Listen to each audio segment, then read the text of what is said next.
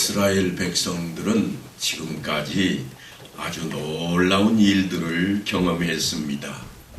그들이 10가지 재앙을 만나게 되었고, 또한 홍해가 갈라진 사건을 만났으며 아주 굉장한 일들을 그들은 이제 체험을 하면서 하나님의 인도하심을 받고 있습니다. 그런데 사실은 이 모든 것들은 앞으로 있을 일에 대한 전초전에 불과합니다. 그 일이 언제쯤 일어날 일인가 하면 성경은 이렇게 기록을 해 놓았습니다. 출애굽기 19장을 보면 1절에 가서 이스라엘 백성이 애굽 땅을 떠난 지 3개월 되던 날 그들이 시내 광야에 이르니라 그랬습니다. 여기 보면 3개월이라 이렇게 사실 번역이 되었습니다만 오류가 조금 일어났습니다.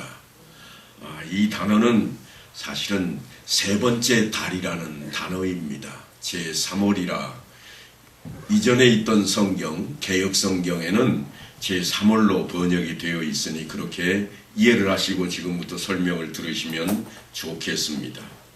히브리력으로 해서 이 달을 가리키는 것이 우리들도 정월, 2월, 3월 이렇게 하듯이 이 사람들도 첫째 달을 아비벌이라 그럽니다. 둘째 달은 시브월이라 그리고 세 번째 달은 시완월, 네 번째 달은 담무스 이런 식으로 부르는데요. 여기 나오는 3개월 되던 날이라고 되어 있는 이 달은 시완월 첫째 날을 이야기합니다. 그러니까 이스라엘 백성들이 하나님께서 그들을 애굽 땅에서 건져내시기 위해서 일을 벌이셨는데 그 일이 어떤 일이었는가 하면 재앙 중에 10번째 재앙입니다. 이 10번째 재앙은 모든 태생 중에 초태생, 첫째가 다 죽는 재앙이었습니다. 이 재앙을 이스라엘 백성들에게는 건너갈 수 있도록 하나님께서 허락을 하십니다. 그래서 이스라엘 백성들에게 그달 10째 날 될 때에 뭘 준비하라고 그러는가 하면 흠없는 어린 양을 준비하라. 가족이 많은 집은 가족 수대로, 적은 집은 또한 이웃집과 어울러서 양을 한 마리 또는 2마리씩 이렇게 준비하게 만드십니다. 그리고 14째 날 저녁이 될 때 그 양을 잡아서 문지방과 문설주에 피를 바르라. 그리고 그날 저녁에 밤이 새기 전까지 그 고기를 다 먹으라고 명령을 하십니다. 양고기를 그들이 먹게 만들었습니다. 그러니까 이 일은 하나님께서 이제 재앙을 내리실 때에 이들은 오히려 재앙이 없는 자리로, 잔치하는 자리로 그렇게 만들어 주신 날입니다. 그날을 이스라엘 백성들이 뭐라고 부르는가 하면 유월절이라 그럽니다. 재앙을 건너가게 되었다, 건너뛰었다 그래서 유월절이라는 표현을 씁니다. 이 유월절이 바로 그들이 이제 날이 새면 하나님께서 허락하신 가나안 땅을 향해 출발해야 될 그날, 다시 말해서 14째 날입니다. 이스라엘 백성들은 그때까지만 해도 하루의 시작이 언젠가 하면 해가 질 때로부터 하루를 시작합니다. 그래서 그 다음날 온종일 하루가 되었다가 다시 해가 지면 다음 날이 시작이 됩니다. 그러니까 그 달을 이스라엘 백성들에게 하나님은 그 달을 첫째 달로 삼으라 그랬는데 우리식으로 하면 그 달이 정월 보름날 전날 출발을 그 전날 유월절을 갖게 되었으니까 이 남은 날수가 언젠가 하면 어느 정도 되는가 하면 16세가 됩니다. 그리고 다음 달이 한 달이니까 30일, 그러면 합하면 며칠이에요? 46일. 그리고 다음 달 첫째 날 도착을 했으니까 며칠 된 거예요? 47일째 되는 날 이들이 어디에 도착했는가 하면 시내산 앞에 도착을 하게 되었습니다. 지금 그 이야기를 하고 있습니다. 하나님께서 놀랍게도 그들을 이제 애굽 땅에서 건져내시고 그들에게 하신 말씀이 이렇습니다. 이달을 너희에게 달의 시작 곧 해의 첫 달이 되게 하고 너희는 이스라엘 온 회중에게 말하여 이르라. 이달 열흘에 너희 각자가 어린 양을 잡을지니 각 가족대로 그 식구를 위하여 어린 양을 취하되 이달 19날까지 간직하였다가 해질 때에 이스라엘 회중이 그 양을 잡고 그 피를 양을 먹을 집 좌우 문설주와 임방에 바르라. 이게 유월절에 대한 하나님의 말씀입니다. 그리고 둘째 주가 시작이 되는 바로 그때에 이제 이스라엘 백성들은 출애굽을 하게 되는 것입니다. 그로부터 7주가 지나면 며칠 정도 되는가 하면 일주일이 7일이니까 사실은 49일이 됩니다. 그때가 언젠가 하면 셋째 달입니다. 시완월이 되는 때인데 우리가 흔히 요즘식으로 말하면 오순절 때가 되는 겁니다. 오순이라 이 말은 10개씩을 한 순으로 보았습니다. 7개씩은 한 주라 그렇게 부르고요. 10개로 단위를 묶은 것을 순이라 그래서 5개 순, 오순이라 50일째 되는 날 오순절이라고 하는 이 시기가 됩니다. 사실 이런 것들은 우리가 다 잊어버려도 됩니다. 히브리 사람들이 쓰는 달력을 우리가 알아서 무엇할 것이며 또한 출애굽을 그들이 어느 때 했는가 그것은 사실 우리에게 중요하지는 않습니다. 그들에게 유월절이 있었다. 또한 그로부터 7주가 지난 뒤에 그들이 어디에 도착했는가 하는 이거를 우리가 기억하면 될 것입니다. 그리고 이 사건이 일어난 장소에 대해서 성경은 이렇게 기록해 놓았습니다. 그들이 르비딤을 떠나 시내 광야에 이르러 그 광야에 장막을 치되 이스라엘이 거기 산 앞에 장막을 치니라.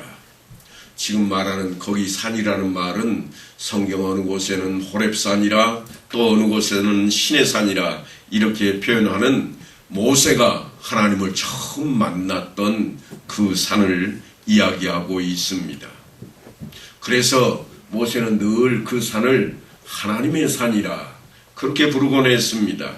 하나님께서는 이제 이처럼 77절이라고 나중에 부르게 되는 그때에 이스라엘 백성들을 만나기 위해서 강림을 하십니다.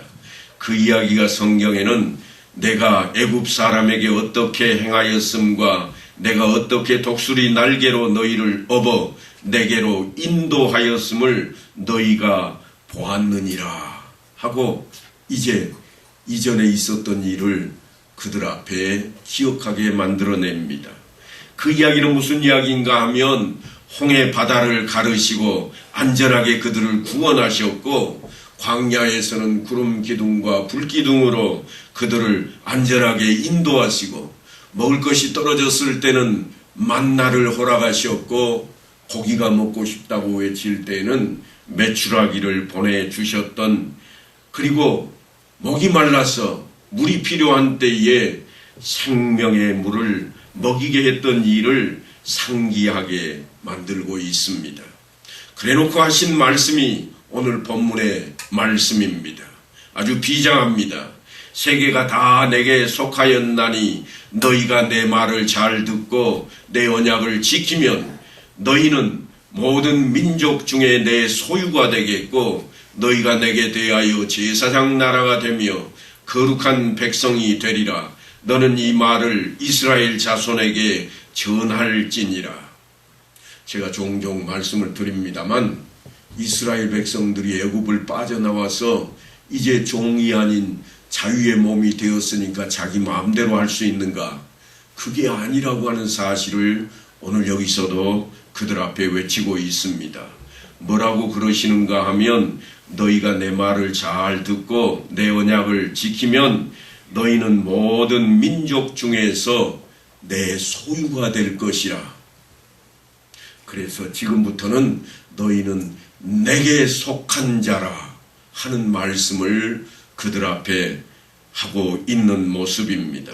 이것은 하나님께서 이스라엘 백성과 시내산 앞에서 언약을 맺는 그러한 내용입니다. 그래서 시내산 언약이 체결되는데 가장 중요한 사건으로 그들 앞에 임하게 되는 겁니다. 제가 전초전에 불과했다고 하는 이야기들이 뭐였는가 하면 그들이 출애굽했던 일, 그리고 홍해를 가르고 그들이 마른 땅을 건너왔던 일들, 또는 구름 기둥과 불 기둥이 그들을 안전하게 지켜주었던 일들은 다 그들 앞에 전초전에 불과했다고 그랬습니다. 왠가 하면 하나님과 그들 사이에 새로운 언약이 맺어지기 때문에 그렇습니다. 이 언약은 시내산 언약이라 그럽니다. 언약의 내용이 무엇이었는가 하면 다시 읽어드리자면 너희가 내게 대하여 제사장 나라가 되며 거룩한 백성이 되리라. 어떻게 할 때 그렇게 하겠다고 하는가 하면 내 말을 잘 듣고 지키면 단서가 붙었습니다. 이게 하나님과 이스라엘 백성들이 가지는 언약의 내용입니다. 이스라엘 백성들을 애굽 땅에서 건져내신 이유가 뭔가? 홍해를 갈라 놓으시고 어려움과 역경 속에서 그들을 건져내시며 구름 기둥과 불 기둥으로 보호하시고 인도하시듯 그들의 신변을 안전하게 지켜주시고 만나와 메추라기를 공급하셔서 잘 먹고 잘 살게 하려고 하는 데 있는가? 거기에 있지를 않습니다. 그들을 애굽 땅에서 건져내신 이유는 잘 먹고 잘 살게 하려고 하는 나라에 있지를 않고 제사장 나라가 되게 하고 또한 내 백성이 되게 하겠다. 하나님께 속한 자가 되게 하겠다. 거룩한 백성으로 너희를 삼을 것이라. 거룩하다 하는 말은 구별된다, 그런 이야기입니다. 무엇과 구별되는가 하면 세상과 구별된다. 그러니까 요즘식으로 말하자면 예수 믿는 것은 잘 먹고 잘 사는데 그 목적이 있지를 아니하고 세상과는 구별되는 자리로, 그리고 하나님 앞에 예배 드리는 자리로 나아가는 것이 그 목적이 있다고 하는 말씀입니다. 그것을 위해서 그들을 구원하셨고 보호하셨고 인도하셨고 공급하셨다고 지금 말씀을 하고 있습니다. 이 언약을 준수하기만 하면 종살이 하던 때에 비천한 신분에서 제사장의 신분으로 바뀌게 된다고 말씀을 합니다. 물론 지키지 않으면 그들은 파멸이요 멸망이라고 하는 것이 뒤따릅니다. 우리는 세상을 살면서 수많은 계약들을 합니다. 중요한 계약서를 작성할 때면 그 내용을 우리는 아주 꼼꼼하게 잘 들여다봅니다. 빼꼼하게 쓰여있는 글씨들조차도 한자도 놓치지 않고 우리는 그것을 따지고 챙깁니다. 그렇게 하지 않으면 낭패를 당하기도 하기 때문에 그렇습니다. 하물며 하나님과 체결하는 그 계약의 내용을 모른다면 그 삶은 보나마나 할 것입니다. 많은 시간과 노력을 쏟아놓고도 사실 신앙생활에 실패해버리는 이유가 바로 거기에 있습니다.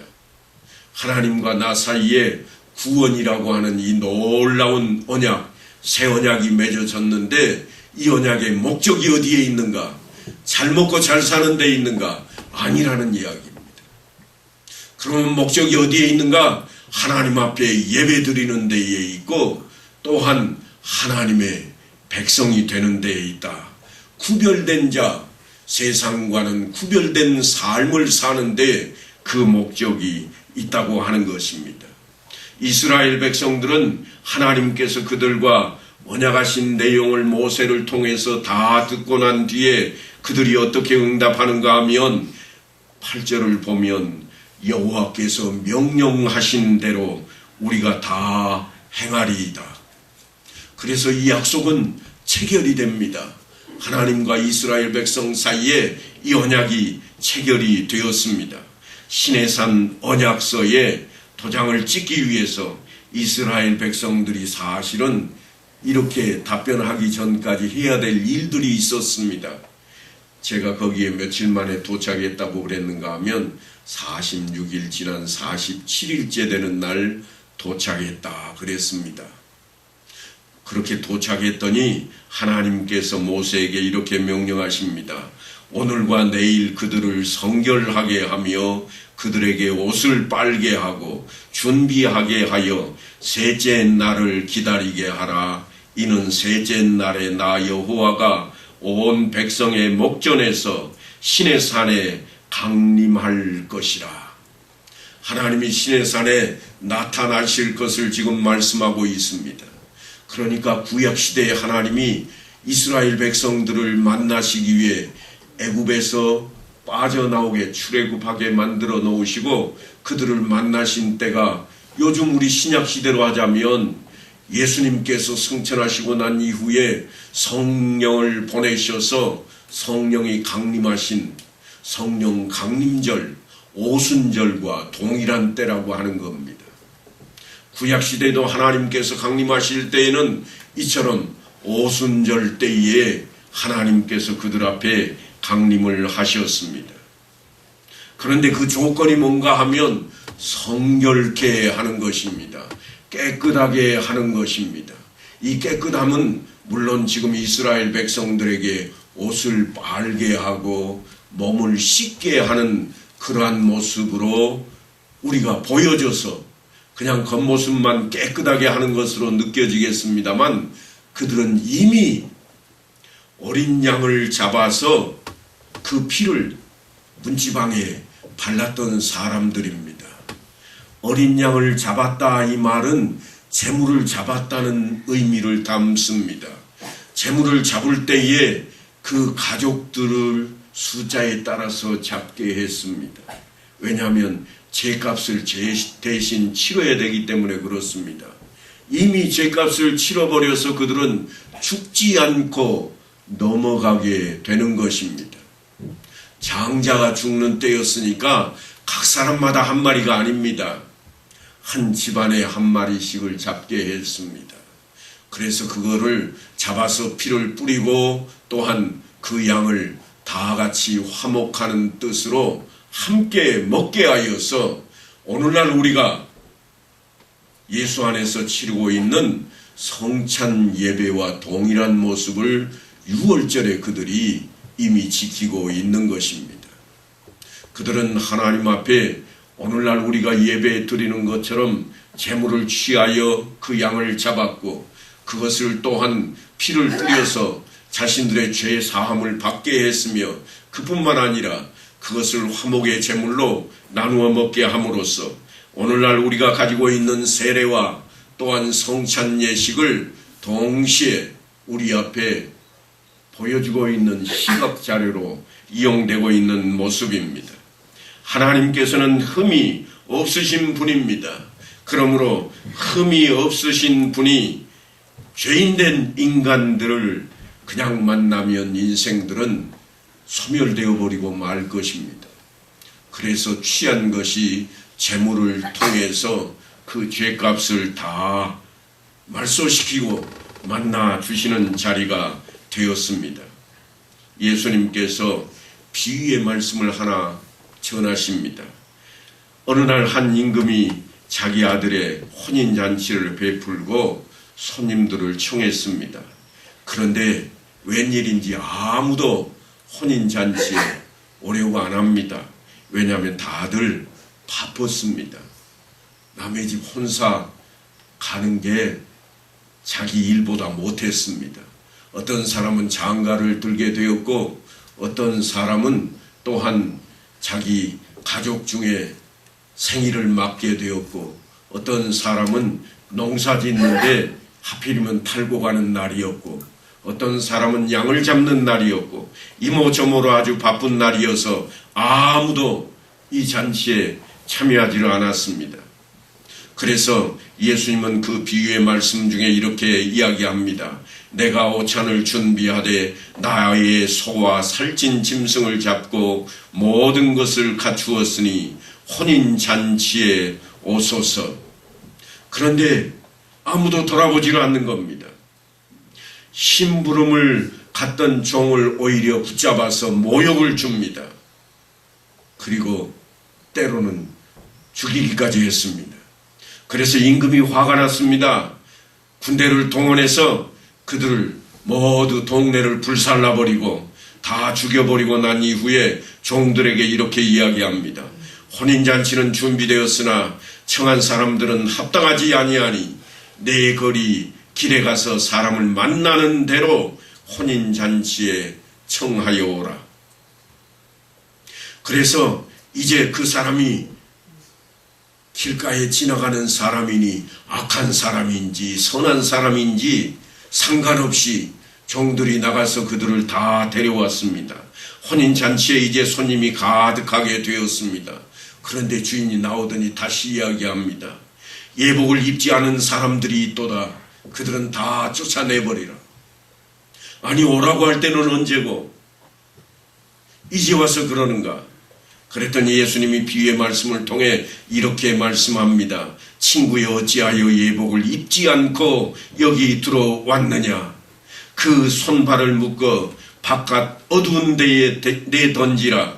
거기서 슬피 울며 이를 갈게 되리라. 이 임금의 처사가 도무지 이해가 되지를 않습니다. 초청할 때는 언제고 이제 와서 예복 입지 않았다고 내쫓다니 말이나 됩니까? 그런데 이 예복이라고 하는 것은 뭘 의미하는가 하면 성결을 의미합니다. 깨끗한 마음가짐입니다. 하나님을 만나기 위해 성결은 언제든지 전제 조건이었습니다. 누구나 하나님을 만날 수는 있지만 아무나 만날 수는 없다고 하는 것이 오늘 이 말씀을 통해 예수님께서 우리에게 전하는 내용입니다. 그러니까 우리는 누구나 속에 포함되어서 이 자리에 다 나와 있지만 아무나 하나님 나라에 들어가는 것은 아닙니다. 누가 들어가는가? 예수를 나의 구세주로 믿는 자만이 들어갈 수 있듯이 지금 그 혼인잔치에 초청된 사람들 중에도 믿음이라고 하는 그 예복을 입지 않은 자들은 쫓겨나게 되었다고 하는 것입니다. 구원하심에 대한 비유를 주님께서 이렇게 들려주는 내용이 다름 아닌 오늘 우리가 읽은 모세와 시내산 언약을 맺는 이스라엘 백성들 그 자리에 동일하게 있습니다. 오늘과 내일 그들을 성결하게 하며 그들에게 옷을 빨게 하고 준비하게 하여 셋째 날을 기다리게 하라. 이는 셋째 날에 나 여호와가 온 백성의 목전에서 시내산에 강림할 것임이라. 온 마음과 또한 몸을 깨끗하게 하고 뿐만 아니라 모든 것을 준비하고 하나님을 만날 그 예비하는 날을 맞게 되었습니다. 그리고 셋째 날이 됩니다. 호세아 선지자는 그 셋째 날에 대해서 이렇게 설명을 합니다. 오라, 우리가 여호와께로 돌아가자. 여호와께서 우리를 찢으셨으나 도로 낫게 하실 것이요 우리를 치셨으나 싸매어 주실 것임이라. 여호와께서 이틀 후에 우리를 살리시며 셋째 날에 우리를 일으키시리니 우리가 그의 앞에서 살리라. 마치 예수님께서 무덤에 장사 지낸 뒤에 사흘 만에 부활하신 것처럼 모든 것을 죄값을 다 치워버린 연후에 하나님의 붙드심을 받게 될 것을 예고하고 있는 그러한 내용입니다. 그래서 이 마지막 날은 회복의 날이라, 부활의 날이라고 하는 것입니다. 예수님께서 친히 이런 말씀을 하십니다. 오늘과 내일은 내가 귀신을 쫓아내며 병을 고치다가 제3일에는 완전하여지리라. 완전하여진다, 이 말은 온전하게 이룰 것이라, 그런 뜻을 담고 있습니다. 어제까지는 비록 세상 것들에게 찌들려 있고 붙잡혀 있었을지라도 오늘과 내일은 그 모든 것들을 다 내던져 버리고 깨끗함을 입게 될 것이라. 상처난 몸과 마음을 치료하고 셋째 날이 되기를 기다리는 놀라운 역사를 우리에게 펼쳐놓고 있는 부분입니다. 그래서 부활이 우리에게 가까이 있음을 예고하고 있습니다. 이것은 오늘은 홍해를 건넌 후에 삶과 같이 세례를 받은 우리의 모습이요, 그 이후에 우리가 살고 있는 이 땅에서의 삶에 대한 이야기를 우리 앞에 이렇게 일찌감치 성경을 통해서 예고처럼 펼쳐놓고 있는 모습입니다. 영원히 파괴되었던 것들이 이제는 회복될 기간을 맞게 되었고, 성화의 기간으로 날마다 그 기간을 통해서 우리가 한 걸음 한 걸음 변화되어 갈 것입니다. 그리고 깨끗하게 한 이후에 셋째 날에는 나팔소리가 울리며 온 산이 진동하고 연기가 옹기점의 연기처럼 피어오르는 신의 산 앞에 이스라엘 백성들 앞에 하나님께서 강림하신 것처럼 우리는 하나님의 놀라우신 은혜를 덧입게 될 것입니다. 하나님 앞에 이스라엘 백성들은 이 신의 산 언약을 받게 되는 놀라운 자리에 서게 되었습니다. 그들 앞에 하나님께서는 하나님의 말씀을 증거하십니다. 너희가 내 말을 듣고 지키면 너희는 제사장 나라가 될 것이요 거룩한 백성이 되리라.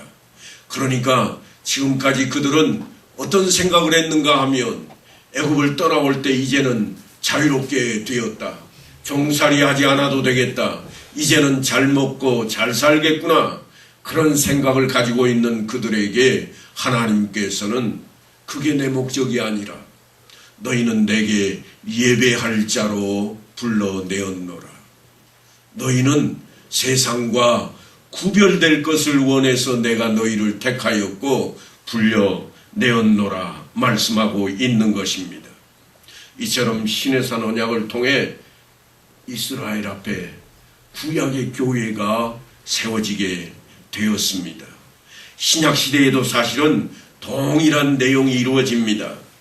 6월절에 어린 양으로 오셨던 예수님께서 십자가에 못 박혀 죽으시는데 우리의 죄값을 대신 짊어지시고 대속제물이 되어서 십자가에 피 흘리심으로 우리의 죄값을 대신하였고, 또한 죽은 지 사흘 만에 부활하심으로 하나님께서 생명을 부여하시는 놀라운 회복을 드러내는 모습을 나타내 주었습니다.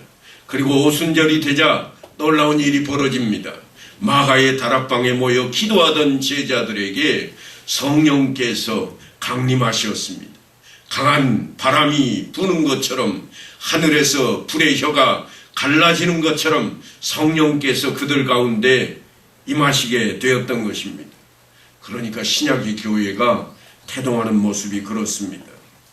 구약의 교회와 신약의 교회는 모두 어디로부터 출발하고 있는가 하면 6월절로부터 출발을 하고 있습니다. 6월절 절기로부터 출발을 하는데, 이때에 하나님 앞에 제물을 드리는 자리로 출발하고 있음을 잊어서는 안 될 것입니다. 왜냐하면 하나님 앞에 죄 있는 자는 설 수 없기에 그들은 제물을 드려서 이제 죄값을 대신 치르게 하고 하나님 앞에 설 수 있게 되는 것입니다. 예수님께서 십자가에 피 흘리신 날도 사실은 6월절이었습니다. 종살이하던 이스라엘 백성들이 애굽에서 구원을 받고 이제 나오게 되는 그때가 다름 아닌 6월절이었던 것처럼 예수님께서도 우리를 구원하시기 위해 6월절에 어린 양이 되셔서 십자가에 못 박히게 되었다고 하는 것입니다. 이처럼 구약의 교회와 신약의 교회는 오순절인 77절에 다름 아닌 놀라운 하나님의 강림하심으로 시작이 되고 있습니다. 이날은 6월절에 씨앗을 뿌려서 7주가 지난 뒤에 열매를 거두어 드리는 7.7절에 대한 이야기로도 우리에게 가까이 다가옵니다. 물론 우리나라하고 절기가 조금은 다를 수 있습니다. 꼭 7주 만에 씨앗 뿌렸던 것이 열매를 맺는가, 그러지 않을 수도 있을 것입니다만 지금 성경이 기록된 그 지역에서는 그와 같은 일들이 벌어집니다. 물론 이스라엘 나라가 아주 길쭉해서 저 위쪽의 헐몬산에는 눈이 쌓여 있지만 저 아래쪽 끄트머리인 홍해 바닷가인 에일랏에는 전부 다들 수영복을 입고 수영하는 그러한 절기가 있음을 우리는 기억하며 이 성경을 떼어야 됩니다. 그래서 하나님께서 우리를 향해서 외치는 이 절기 유월절을 귀하게 여기고 이 유월절을 통해서 하나님께서 시내산 언약을 맺기까지 이스라엘 백성들을 인도하셨음을 기억하며 이 시내산 언약을 통해서 하나님께서 그들을 건져내신 이유가 무엇이었는지, 아니 우리가 예수를 믿게 하신 이유가 무엇인지를 깨달아야만 할 것입니다. 하나님께서는 친히 이렇게 주님을 통해 말씀을 증거하십니다. 너희가 나를 택한 것이 아니요 내가 너희를 택하여 세웠나니 이는 너희로 가서 열매를 맺게 하고 또 너희 열매가 항상 있게 하여 내 이름으로 아버지께 무엇을 구하든지 다 받게 하려 함이라. 이 말씀을 부여잡고 내가 예수 믿게 하신 하나님, 그 목적이 어디에 있었는지를 깨닫고 이 한 주간도 승리하는 삶으로 예수 믿는 자다운 하나님의 자녀다운 그런 삶을 살아가는 우리 모두가 다 될 수 있게 되기를 간절히 축원합니다.